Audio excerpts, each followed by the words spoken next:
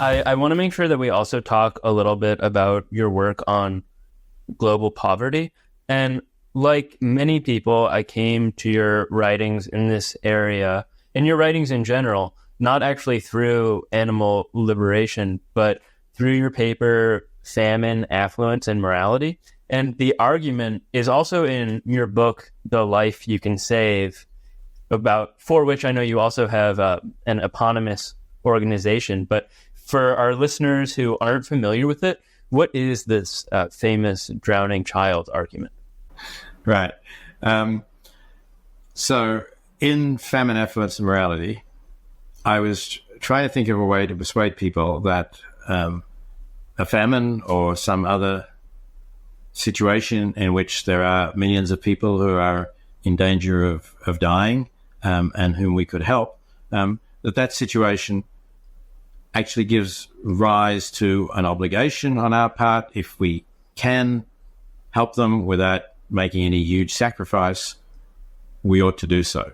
That it's wrong to say, well, it's not my business, I didn't cause the famine, so I'm not responsible for these people who are suffering from famine, and therefore it's fine for me not to do anything. So in order to suggest that it can be wrong not to help somebody in need, even if we're not responsible for the fact that that person is in need, I thought about a situation in which you're walking past a shallow pond and you notice that there is a small child, a toddler, who has fallen into the pond. And although the pond is shallow and you could easily stand up in it, the child can't stand in it. And the child appears to be about to drown. And probably your first thought would be, where's the parents? There must be somebody looking after this. This small child couldn't be on their own. But you don't know how it's happened, but somehow you can't see anybody else. You're the only person who could save the child. But then you think also, today I've put on my best shoes, really expensive shoes that I'm wearing for special occasion, and perhaps an expensive suit as well. And I don't have time to get them off. The child would probably drown if I do. So if I want to save the child, there's some cost to me. Now, it's not a huge cost.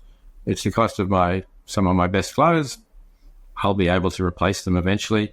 But it's a cost. It's something that I would have tried to avoid happening normally. Is it okay for me to say, I didn't push the child in the pond. Nobody said, please look after this child while I go to the toilet or anything. So I'm not responsible in any way for this child. What if I just say, I don't want to have to replace these shoes? I'll forget that I ever saw the child and just walk on. And I think, you talked about intuition pumps before. This is one of them. I think most of us would say, no, that's awful. You couldn't possibly put your shoes above a child's life. You've got to jump into the pond and save the child, even at the cost of ruining your best shoes.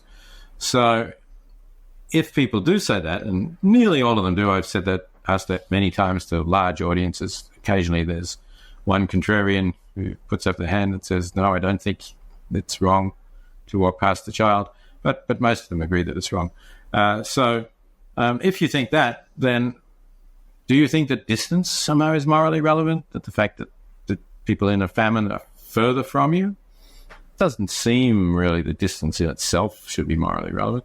Is it that you're not sure that the money will, or the food, the aid will reach the people, and that you won't help save any lives? Well, that's a reasonable objection, but let's just assume that there are organizations that you can be highly confident will use what you've got to buy more food and to save more people, or to, something else, buy more mosquito nets to prevent children dying from malaria, whatever it might be. Doesn't have to be food.